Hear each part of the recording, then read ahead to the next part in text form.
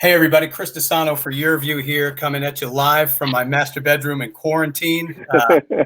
Super excited about this evening to be joined by Thor Bjorn, Director of Athletics for the University of Rhode Island, and head men's basketball coach David Cox. We're going to get into a bunch of topics tonight, but wow, I mean, first and foremost, what a week. We've had the Last Dance on Sunday night, with Jordan, Pippen, original programming there. We get the NFL draft in about an hour.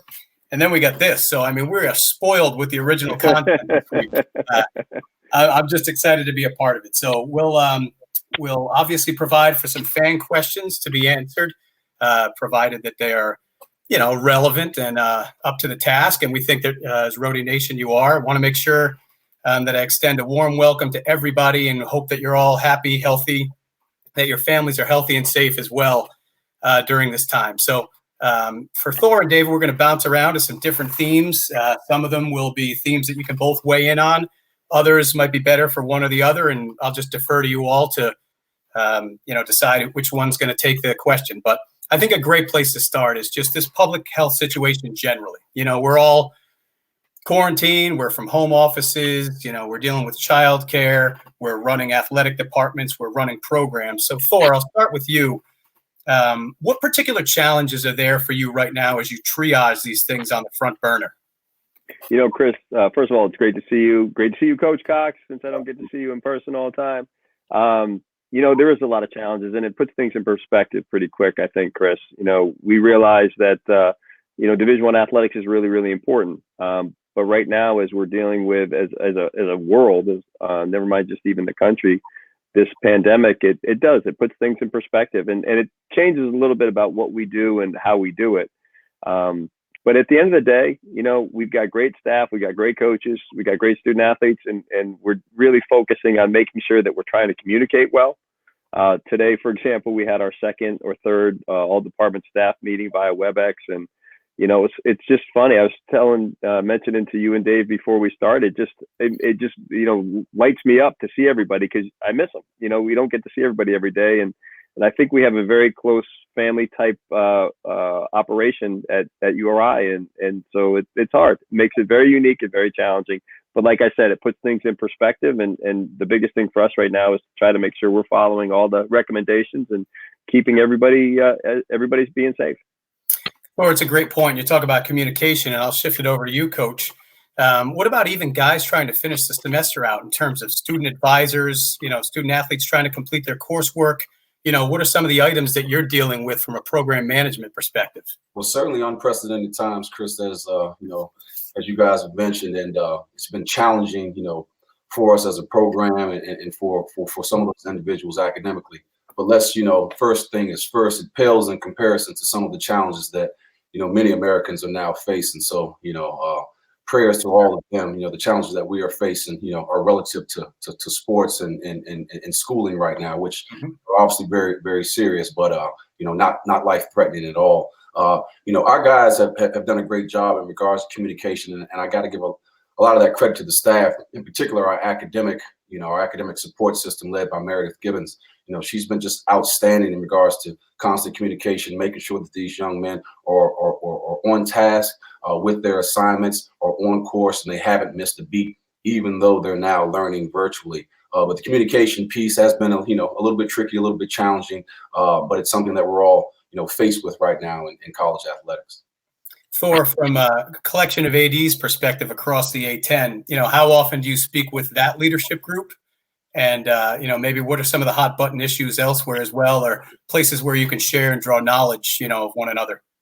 Sure. I mean, it's a great group of colleagues, and we actually have a conference call. We just had one tonight at 5:00. We've had one every Thursday at 5 since we all left Brooklyn. It's another thing that you just realize pretty quickly. We're all facing the exact same challenges, maybe different names, different issues, but whether it's how do we ensure that our student athletes are getting the support that they need, making sure that, I'll tell you what, we were sharing ideas about how do we help some of these kids that come from really difficult backgrounds to get some food at home. Those are very similar topics that we're talking about and trying to come up with unique ways to, at the end of the day, make sure the kids are as safe as they possibly can be and as healthy as they possibly can be.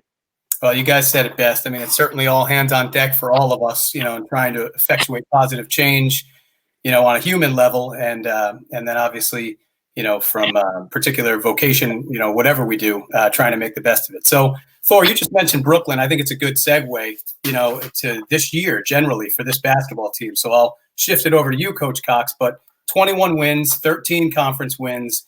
Obviously, the season cut short. But as you look back on this year, what will you take from it?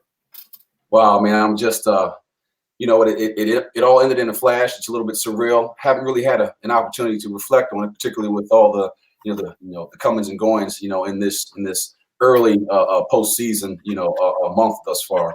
But with that being said, congratulations to that team, for what they accomplished this year. This is a group led by two seniors, an outstanding junior who really came together, who really meshed. Who really met those challenges, particularly in the non-conference face-on, and then just grew and kind of, came together as a team. Obviously hit some stumbling blocks down the stretch, but, overall to get that 21 wins in regular season play, and then the excitement of going on to non-conference, we were really excited about, our first tilt on that Friday. But it is what it is. It ended, and at some point, when all of this kind of, dies down, we will have an opportunity as a program, as a school, as an administration, to definitely thank that team and congratulate that team for all of their accomplishments this year. Great points, Coach. And I wonder, too, with respect to Jeff and Cyril, they're two guys that we've talked about, absolute warriors for this program, and really gave it all, a tough, abrupt ending for both of them. But as you look back on their particular, careers respectively, just reflect on that for us. Yeah, it's just hard to put into words, the contributions that those guys have made to this program, in a lot of different areas. Let's just start with the culture and the character. They helped establish this culture. They brought tremendous character to this program. They played the right way. They played, with honor, and they led by example. And then, Cyril's case, he led by examples and by word, because he loved to talk. But again, just two outstanding young men who really, left their mark here on this program. They'll always be remembered. And they're not only going to just be remembered as great players and guys who contributed to championships here, which they both did, but just for how they went about playing the game and how they went about their everyday lives. I think they're two just well-respected young men in the URI community. Thor, obviously, David had the chance to weigh in on those guys personally. So, he's with them, so much, immersed with them on a day-to-day basis. But as you reflect upon their careers, what comes to mind for you? Oh, I'll tell you, they're a special group. And those two seniors are so much fun. I get to go to I go to practice probably 3 or 4 days a week just to get out of the office and take a walk over and watch Coach Cox lead that group and get to see them work out. And without exception, usually starting with Jeff and Cyril, they'll come over and give me a fist bump and say hello. And the rest of the team sort of does the same thing. And it's great to see that excitement, enthusiasm, the friendships that they all have, the passion and love that they have with their coach and the coaching staff. They're just a lot of fun to be around. And Jeff and Cyril, two very different types of leaders, in my opinion. Jeff, very quiet, cerebral, and but just a fierce competitor.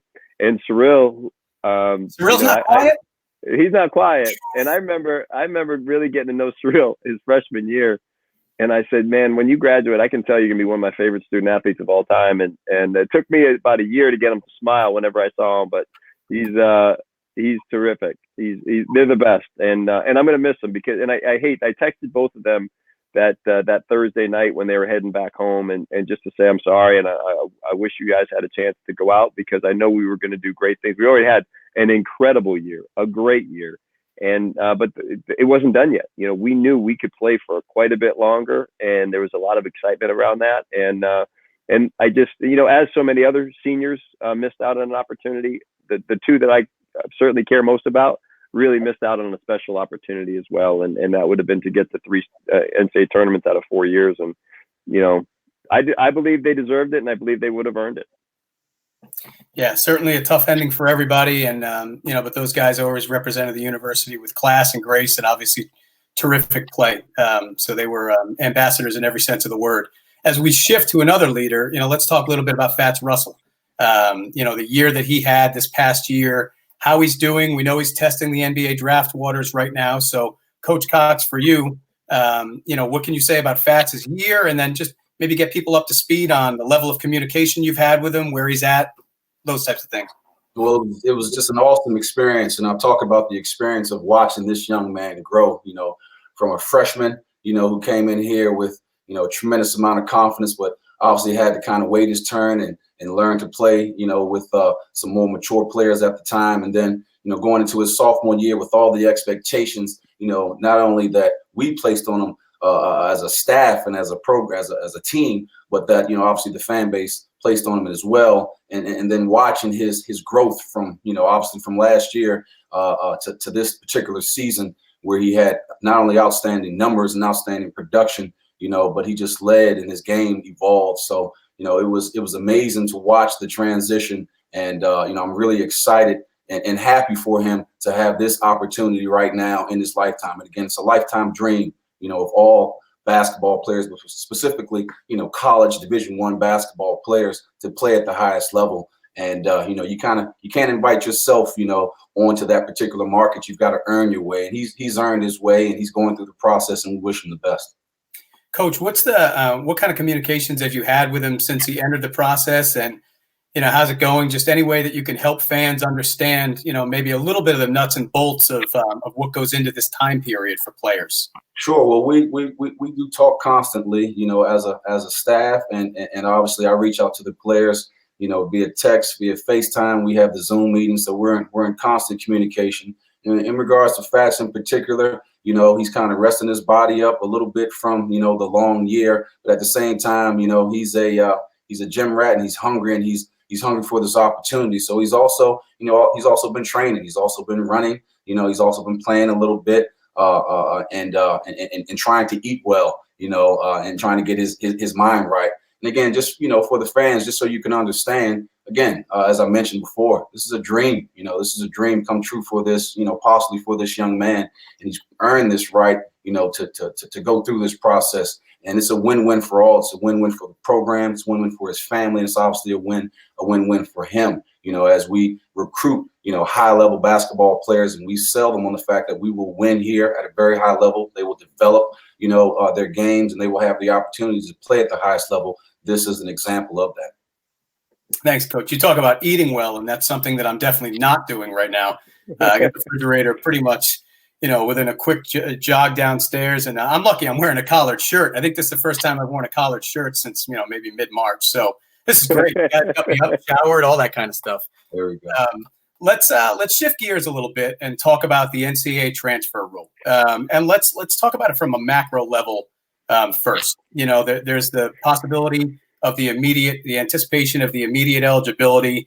Would like to get both of your thoughts on that. And then Thor in particular, are you hearing anything within the administrative circles, that you obviously, are part of? Yeah, I'll start first, if that's all right with you, Coach. I mean, from more of a macro level, I really believe this is going to happen. When it happens, when it becomes effective, I don't know. We talk a lot about it on our A10 calls, and there's a lot of different thoughts around it. Certainly, I think the coronavirus impact and the timing of things certainly gives a little bit of pause. The rationale behind, this one-time transfer is to try to treat all student athletes the same. Every sport other than football and men's and women's basketball and maybe baseball and maybe hockey too, I don't know, are able to do this one-time transfer. And so the part of it is I'm sure it's all the lawsuits that the NCAA has been going through may have helped drive some of this. And I believe it is going to happen. Now, is it going to happen for this coming fall? The jury's out. I don't know. I, for one, think it should. I mean, if we're going to make a decision to go down a certain pathway, and if the decision and vote is going to be voted on in April or May from the NCAA structure perspective, then I think, we're deciding that at some point this is a good decision and we should go forward with it. And if that's the case, then I believe that certainly the students that have committed last week to schools that they want to transfer to, they've made that decision. They've made that commitment. The universities have made that commitment to them. Let them play. I mean, that just makes sense to me. Now, if all of a sudden we decide that, or a student gets maybe decides to transfer in the summer, okay, then I get that. That may be too late. I know there's a lot of worry about APR. There's a lot of worry about academics. There's a lot of worry about tampering. Those are things that we just have to sort of work our way through. But at the end of the day, it's these kids want to play, and our jobs are to give them a chance to get a great education first and foremost. And if they're in position to transfer into a school eligible and good academic standing, then they should be able to play basketball too. I think a lot of times these kids have great success academically when their lives are very structured. And when you're in here and you're participating and you're truly part of a team without having to sit out, I think there's a real benefit to that. That may be a different perspective than a lot of ADs have. It's just how I feel. If we're going to go down this pathway, let's go. Right. Yeah. Don't get half married to it. Coach Cox, what's your impression of it, or your take on a macro level? Well, there are many layers, obviously to this particular, situation that we're in. In the Ncaa, I would agree with Thor. They do need to make a decision, and they need to stick with this particular decision. I would imagine that the amount of lawsuits as well, from individuals who did not receive waivers in the past couple of years, might have had something to do with this recommendation for this type of legislation. And you know what?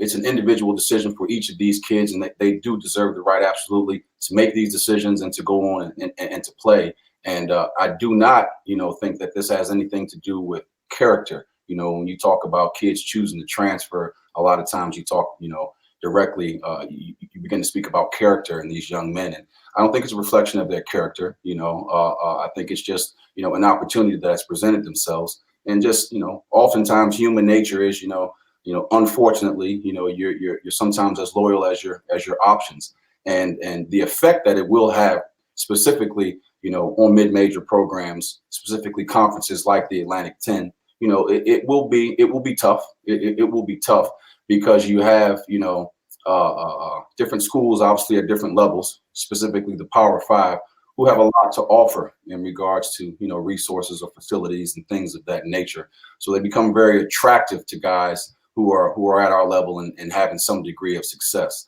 So it's going to happen. I do agree. We're going to have to deal with it, and we're going to have to adapt to these particular times, which is something that, my staff and I have talked about a lot over the last couple of years. And we've made those adjustments, in our particular, recruiting philosophies. Chris, along those lines, if I could too, I mean, the A-10 as a whole really has been very fortunate in the current transfer structure where we have lost some kids, but you know what, we've got a lot of great ones that have come here too. So to Dave's point, I think coaches, and he and his staff have done a great job of sort of thinking about what this rule could be like and how it's going to impact them. And I certainly think the A-10 being one of the top, certainly top 8 leagues in the country, may see some benefit. We're going to lose some kids. We obviously, we've lost some kids here at Rhode Island, and there's some other kids in the A-10 that have made decisions to transfer. But I also think, when you think about some of the kids that coaches, and I'm sure you're going to talk about it, but some of the kids that have made the decision to come here and transfer here as well. I mean, that's the nature of the game now. I think what we have to do is make sure that our fans get a chance to really get to know these kids, even if they come in as freshmen or as sophomores and juniors, and even seniors or fifth-year kids, because we have such a unique thing to sell here at Rhode Island. We have an incredible fan base that loves our players, and I think sometimes when you have transfers, the fans get disappointed because they get to know these kids and they want to see them through and they want to see them graduate. And you know what? For the most part, they're going to be able to do that. But I think what makes Rhode Island really, really special and very cool is how much our fans truly love these kids, not only as basketball players, but as young people that, from 20 years from now, they're going to look back at some of these kids that are on this current team and just remember them with great memories and great thoughts. And that's what we have to do to make sure that our fans continue to have that experience and that access. So you guys both said a lot. So let's take a minute and unpack it, because I think it's a really good segue from a macro level to more of a program level. So we know that transfers are commonplace now. We've had, I think the portal's at almost 800, right? We got about 355 schools. So you're averaging, just on a pure average, 2.5 transfers per school, and the portal's not done amassing and accumulating names in it, right? There are a couple months left. We've obviously had a few here at Rhode Island who have left within the last 3 weeks to a month or so. So when you look at that overall landscape, and, you know, Coach Cox, to your point, you're always assessing. As you assess the specific impact on the program, when you get into things that you can, let's say, massage or control, are there any areas that you're looking at? What do you see? You know, I know there's a susceptibility, right? The Atlantic 10 in a general sense. It's not a guppy in the college basketball world by any means, but it's not a tiger. It's not a great white shark either, right? So you have the ability sometimes maybe to pluck down, but you're also going to have some bright lights, you know, type opportunities for kids who, like you said, they see something come along. So as you look at this as a staff, how do you assess that and pivot moving forward? Sure.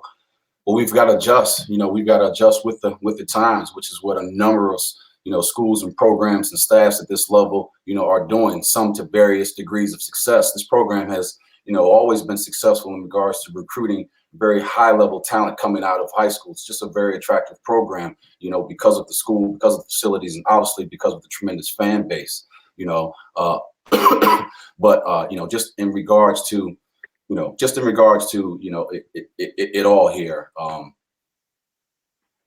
I kind of lost my place here. Chris, can you?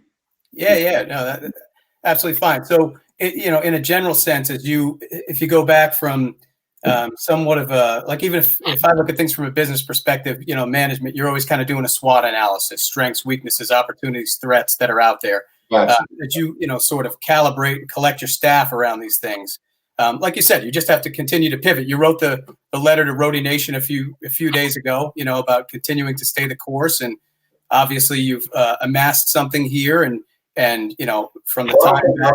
I don't think our philosophy will necessarily change, Chris. I mean, we're going to continue with this school. Again, this is what this program, this is what, you know, this administration, this fan base expects. They expect us to compete at the highest level. They expect us to compete for Atlantic 10 championships. And with that being the case, we've got to recruit at a high level, and we've recruited, you know, some high major talent. And unfortunately, it just so happened that, you know, the bug came our way this particular time around in regards to attracting some of our guys, you know, to the higher level. You know, just in regards to transfers, and I think I might have had this discussion with someone else, you know, recently. You know, in this day and age, there are really two types of transfers. They're the transfers who leave because of lack of playing time. Sometimes, you know, they could be a little bit delusional, you know, I'll put it that way. And sometimes it's because the coach didn't see it, you know, and again, that falls on the coach. Then the other ones are, you know, particularly at this particular stage, are the ones who just have always aspired to play at the highest level for whatever reasons, you know, for their own pride or personal, you know, goals that they set, or for all of the, you know, the attention that might come with it. So that's going to continue to happen. I think, you know, again, what we have to do as a staff is just continue to, you know, speak to these young men to find out, you know, really what drives them at the end of the day. You know, are you playing, you know, again, are you playing for, you know, the roadie on the front, you know, or are you playing for necessarily the name on the back? We want to continue to attract those who want to come here and play for Rhode Island. And I'm really excited about the guys we've got coming in, because some of them have had some college experiences. You know, they know exactly what they were looking for. They know exactly where we're at and what we're looking for.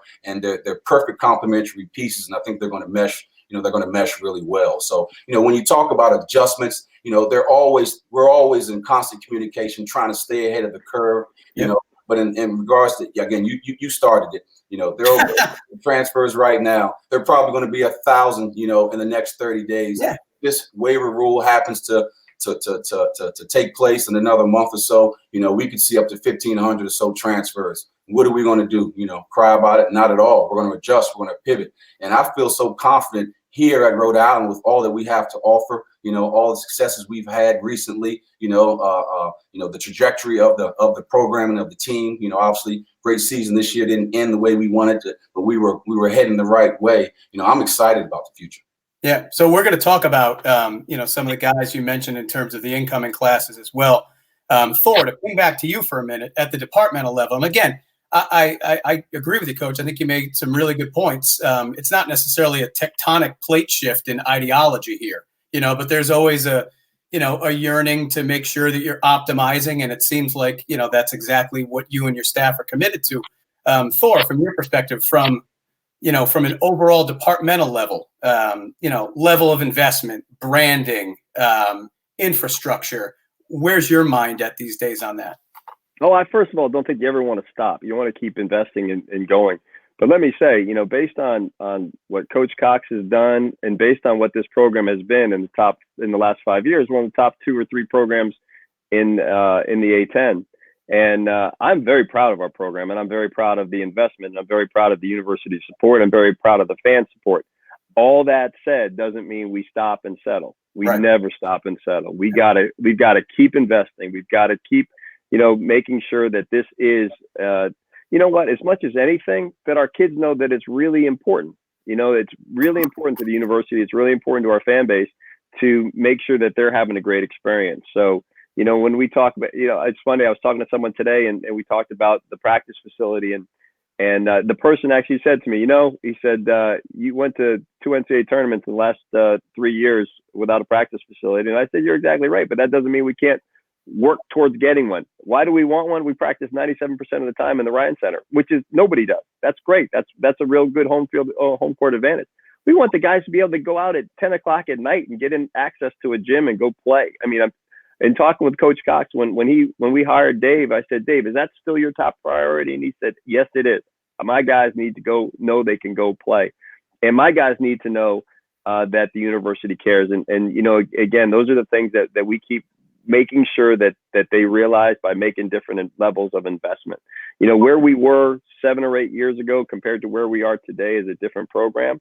That's great. But if we sit back on our laurels, we're going to take all the positive steps forward and go right back in the rearview mirror. And we can't let that happen. We won't let that happen. Not with a great coach like we have, not with the great players that we have, and not with I keep talking about our fans, but I think we have the best home court advantage, one of the best in the country. And we got 3 in the A10 that are spectacular. And I put us right up there with them.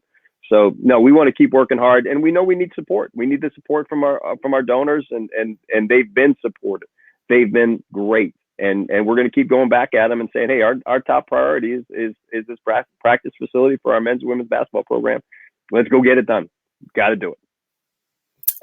Guys, let's shift gears a little bit. And David, you alluded to it a few moments ago, but you're welcoming a talented class of incoming freshmen and transfers, who, again, speaking to the success of the program, 2 kids from Maryland that are coming in, and you've been able to attract transfers from high majors as well. So can you discuss a little bit about the class collectively? Maybe not per guy, but just talk about the transfers and then the incoming freshmen in groups. Sure. So relatively big size collective group and a very talented, very versatile group of guys that are coming in. In regards to, let's just say we'll group the twins, together. I mean, again, they've got college experience now, at least for a semester. They played at a high level in high school, and they were both ranked, top players in the country.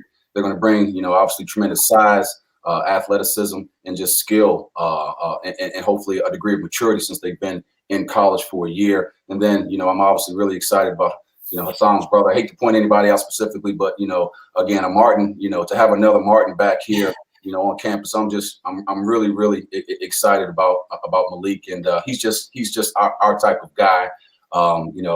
Excited also, obviously, about the 2 freshmen. The 3 freshmen we have coming in here. Those guards, that guard play that we'll get from them will give us tremendous depth. Will give us, tremendous, firepower kind of coming in off the bench. Obviously, these pieces are going to have to mesh. That's our job. But, again, we felt like when we went through this recruiting process that, we asked the right questions. Time will tell. It's a leap of faith on both parts, to a certain degree. But, again, this is the new landscape, and we're really excited about the additions.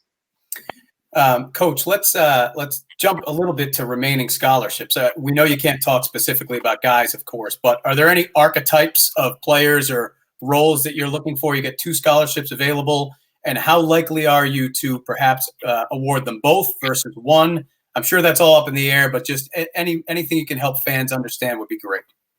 Well, each roster, consists of 13 scholarship players. We have 11 scholarships issued as of this time. most coaching staffs, I shouldn't say most, some coaching staffs choose not to use all 13. I like that philosophy, actually. So I don't think that I'll use all 13. We keep one for potential mid season transfer or something to that, degree. So in filling this, this class scholarship, we feel that we have a very strong front court, and we obviously feel that we've got a dynamic back court, and now we've got some good depth. Obviously with losing, the players that we lost, that wing position is going to need to be addressed. So, we're looking at, the best available player, that happens, to kind of fit that mold. And Coach, it brings me back real quickly. We had a fan question come in about the likelihood that you both feel that the immediate eligibility of transfer may come in. Do you have any gut feeling on that, either of you? We got to get it out there, because go ahead, Thor. I'm gonna start, Coach. I think our fans, for the benefit of our 3 transfers, let's do a little quick prayer that will be. I don't know. I mean, we've talked about it. I think, there's probably a 50-50 thought process behind it. We'll know very quickly, probably in the next month of what it's going to look like. And we're going to move forward with, we're already, moving forward with planning in case it doesn't. And I think, again, it's an important statement that we can make. And to me, it's in the best interest of these young people that have made the decision early enough in their times, in the calendar year to make a move to a different school. So the answer to the question straight up, we don't know. I would say it's probably 50-50 right now.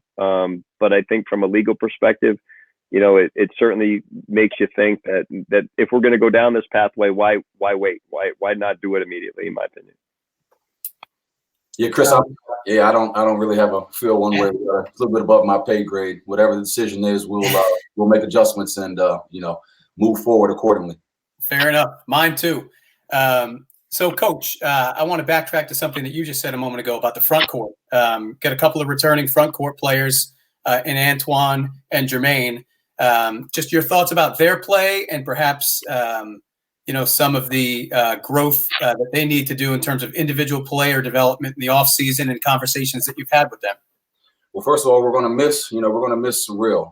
Again, I don't mean to begin talking about those two by talking about Surreal, but we are going to miss, Surreal, the energy, the production that he brought on a daily basis. And, I think the benefit, again, of a Surreal is that those guys had the opportunity to practice against him every single day last year. So they know what he brought, they know how he worked every day, and they had great experiences against him, and hopefully those experiences, will bode well for both of them as they move forward and assume a little bit more responsibility on this team in regards to offensive production. But I'm excited about both of those guys moving forward. And then, Coach, you had a couple of guys, sitting out last year as well, in Jeremy Sheppard and DeVale Johnson, DJ. But had the ability to be around the program, understand what the culture's about, the level of intensity at practice, et cetera. What are you expecting from those guys coming into this year? Well, DeVale Johnson, again, an outstanding young man, first of all. I hope Brody Nation really gets an opportunity to get to know him throughout the year. This is a young man who had basically played, 3 or 4 years of organized basketball. And, just think about that for a second. He's playing Division I basketball at a very high level, and he's only played about 3 or 4 years of organized basketball. So he's got a tremendous talent and natural skill set. And I think he, was able to utilize this year to gain a little bit of weight and gain a little bit more knowledge, about the college game. He is an unbelievable shooter. An unbelievable shooter with tremendously long arms. So he'll definitely, help us in that, bring tremendous value to our team in regards to shooting the basketball, and he'll give our backcourt, some tremendous depth. And he's a versatile player as well, so I can kind of plug him in different positions. In regards to Jeremy, you're talking about just a seasoned veteran who's been chomping at the bit to get out there and play. Brody Nation will love what they see from Jeremy Sheppard. I promise you that. He is a dynamic point guard with, ability to shoot the ball at a very high level, to get to spaces on the floor. He's just a pass first type of kid, but he brings a toughness and a kind of a confidence and a swagger with his game. And again, he's a fifth, this will be his 5th year in college. So he's going to bring that wisdom and that veteran leadership as well. Cool. Thanks, Coach. Let's shift the schedule for a minute. I want to remind fans, we only got a couple more questions here. So if you want to try to tuck one in, now's the time. But Coach, in terms of scheduling, we know that scheduling, there's really a science to it. And again, particularly when you're at a level like the Atlantic 10 level, right? Because you're certainly at a high enough level where you scare away some high majors from wanting to play you, and it becomes sort of an art form to try to put it together. Where are you at in terms of amassing the schedule, and how do you feel about that right now? Well, to be honest with you, Chris, I thought we had finally kind of gotten this moving target mastered last season. When I say moving target, just meaning, when talking about the NCAA tournament, talking about the Ken Palm, and then talking about RPIs, and then talking about quadrant and the kind of things that they put in place, make it a little bit more difficult for non-Power 5 schools to make it into the tournament. We thought we kind of had it figured out coming into this year by scheduling as tough as we did in the non-conference, finishing off the non-conference at 8-4, and then obviously, finishing the season with 21 wins. And even with that being said, we were on the outside kind of looking in, needed a run in the Atlantic 10 tournament. So, with that, all that being said, yes, it is very, very tricky. And, we are in the midst of kind of figuring out, a few more games to finish out this non-conference schedule. But we are excited with where we're at thus far. Great. We got a comment/question from a fan. I don't know if it's because URView's been playing all these classic Rhode Island games lately. We got the last game in Keeney Gym against the Bonnies, and then the opener against USC, Southern Cal at the Ryan Center. But fan wants to see an exhibition at Keeney or something for nostalgia. What are your thoughts on that, guys? I'll tell you, it's probably going to take a little bit to get that thing up and running to put it in position to host even an exhibition game. Keeney's got great history and great tradition. It's fun to walk by there every day, and but there's technology that's kind of in order to get that gym up to be able to compete even in an exhibition with shot clocks and scoreboards and sound systems and all that stuff. It becomes a little bit of a challenge, but hey, nothing's ever out of the question, right, Coach? No, not at all. We actually enjoy the days when we have to head down to Keeney, to practice the nostalgia. You can feel it. You can hear the squeak, the squeaking of the floor and the ball kind of bouncing. It's just a different little echo in that arena. And you can, it feels good to come down there every once in a while. Thor, we've got to try to figure it out how we can, get in there for a game. Maybe we'll have to get Vinny on board with this. We'll get him on board. Good idea. Nice. All right. Well, we're just about to wrap it, but I'd be remiss if I didn't mention and shift sports a little bit. First of all, if I don't get us off the air, I'm going to get flogged by somebody. But we've got the NFL draft tonight. We got a couple of highly talented wide receivers from the University of Rhode Island who figure potentially to hear their names called tonight. Just your thoughts, guys, on that and your excitement to hunker in and watch the draft, the third piece of original content and programming that we will all see this week. Sure. Thor, you should probably start with this one. I'm sure you're excited as anybody in this state. Coach, somebody just said they loved you, by the way. I just wanted some fan came in. Chris, please tell Coach that I love him. So consider me the messenger. I'm passing it along. Coach, I'm the one that wrote that. I was wondering why the initial. T. Cox, that's my wife. That's right. No, I'll tell you, we're very excited about these three guys. Our Isaiah and Aaron and Kyle, three great players, three great young men who have really represented themselves very well. They did a great job in the combine. I mean, we've never had three that were invited to the combine, and three young men that went out and did a great job. I know there's a lot of Rhodey fans that are going to be watching the draft. It's been a long time since we had a player drafted. I think it was Bob White in 1986 was the last time that we had a player drafted, and we have a chance for three. And credit to them, credit to Coach Fleming and his staff. These three kids, and I know Coach knows a couple of them very well. Coach Cox does, and I've gotten to know certainly Isaiah and Aaron and Kyle over the last 3 and 4 years. Aaron became just a person that I could go to and ask questions of, and get a vibe and how things are. What do we need to do? And he became a real leader, someone I'm really proud of. I'm proud of all three, and I can't wait to watch the draft over the next couple of days.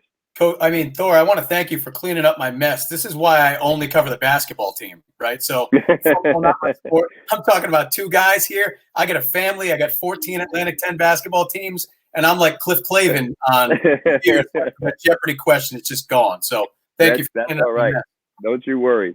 Coach Cox, any thoughts on those guys? Absolutely. Exciting times for Rhodey Nation. A lot of credit has to go to Jim and the staff for identifying those guys, back in high school, developing them, giving them obviously the platform and letting those guys, both of them soar, in regards to the wide receivers. I didn't know Kyle as well, but obviously, I'm a huge college football fan, so I got an opportunity to watch him thoroughly this year, just knowing going into the year that, he was kind of on the, on the NFL's radar. And in regards to both Aaron and Isaiah, those happen to be two DC guys. I got really close with Aaron as he's been here, and no, I'm really excited for them and for their families, and I can't wait to hear their names called. Very cool. Thank you, guys, and obviously wish all three of those guys luck tonight, and just want to thank you both for taking the time to hang in there and answer questions for 40 minutes. We thought this might go about 20, but we've really been rolling. I want to thank all the fans out there as well for tuning into this. We'll do it again for sure. This is great technology. And again, I hope everybody stays healthy out there, your families, that's most important. And again, thank you both so much for taking some time tonight. Yeah, thank you. Thank you, Chris. Thank you, Your View. Thank you, Coach. Absolutely. And thank you, Rhodey Nation. Absolutely. Stay safe, everybody. All right, everybody. Until next time.